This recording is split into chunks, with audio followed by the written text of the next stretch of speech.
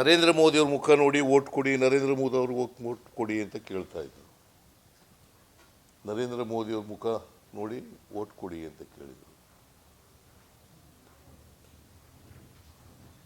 2019ರಲ್ಲಿ 303 ಸ್ಥಾನಗಳನ್ನು ಗೆದ್ದಿದ್ರು. 2019ರಲ್ಲಿ 303 ಸ್ಥಾನಗಳನ್ನು ಗೆದ್ದಿದ್ರು. 2014ರಲ್ಲಿ 282 ಗೆದ್ದಿದ್ರು.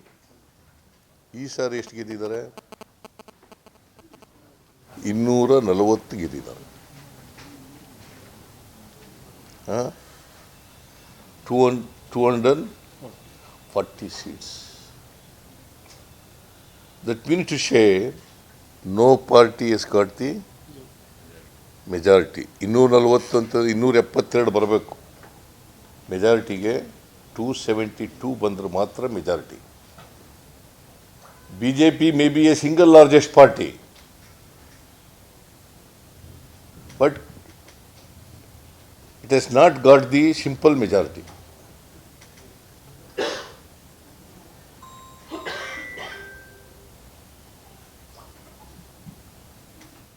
ಮತ್ತೆ ಎಲ್ಲೂ ಕೂಡ ನರೇಂದ್ರ ಮೋದಿಯವರ ಅಲೆ ಇರಲಿಲ್ಲ. ದಟ್ ಮೀನ್ಸ್ ವಿಷಯ ಅವರ ಜನಪ್ರಿಯತೆ ಕುಗ್ಗಿದೆ.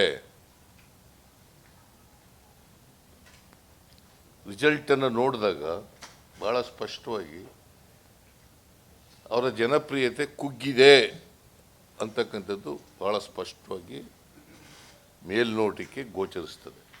ನರೇಂದ್ರ ಮೋದಿಯವರು ಕೊನೆಗೆ ಇದು ಗೊತ್ತಾಗಿ ನಾನು ಹೇಳ್ತಾ ಇದ್ದೆ, ಚುನಾವಣಾ ಪ್ರಚಾರ ಸಭೆಗಳಲ್ಲೂ ಕೂಡ ಹೇಳ್ತಾ ಇದ್ದೆ, ಮೋದಿಯವರಿಗೆ ಸೋಲ್ತೀವಿ ಅಂತ ಗೊತ್ತಾಗಿ ಧರ್ಮದ ಹೆಸರಿನಲ್ಲಿ, ಜಾತಿ ಹೆಸರಿನಲ್ಲಿ ಓಟ್ ಕೇಳಲಿಕ್ಕೆ ಪ್ರಾರಂಭ ಮಾಡಿದ್ರು. ಆಮೇಲೆ ನೇರವಾಗಿ ಮುಸ್ಲಿಮಾನರನ್ನ ಅಟ್ಯಾಕ್ ಮಾಡಲಿಕ್ಕೆ ಪ್ರಾರಂಭ ಮಾಡಿದ್ರು. ಕರ್ನಾಟಕದಲ್ಲಿ ಮುಸಲ್ಮಾನರು ಹಿಂದುಳಿದ ಜಾತಿಯವರಿಗೆ ಹಿಂದುಳಿದ ವರ್ಗದವರಿಗೆ ಕೊಟ್ಟಿರ್ತಕ್ಕಂಥ ಮೀಸಲಾತಿಯನ್ನು ಕಿತ್ತು ಮುಸಲ್ಮಾನರು ಕೊಟ್ಬಿಡ್ತಾರೆ ಅಂತೇಳಿ ಎಲ್ಲ ಪ್ರಚಾರ ಮಾಡೋದು.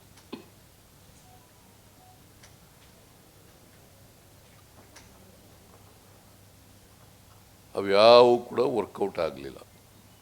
ಸುಳ್ಳುಗಳು, ಕೋಮುವಾದದ ಮೇಲೆ ಮತ ಕೇಳದ್ದು, ಅವ್ಯಾವು ಕೂಡ ವರ್ಕೌಟ್ ಆಗಿಲ್ಲ.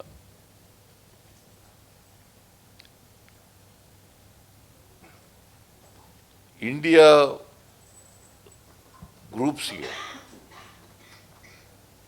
ಸುಮಾರು 134-135 ಓಟ್ಗಳು, ಸ್ಥಾನಗಳು ಜಾಸ್ತಿ ಆಗಿದೆ.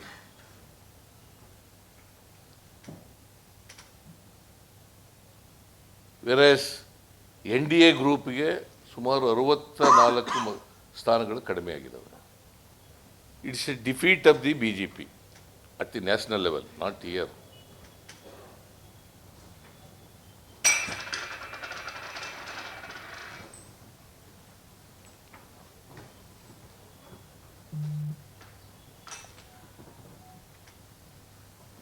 On moral grounds, Narendra Modi ji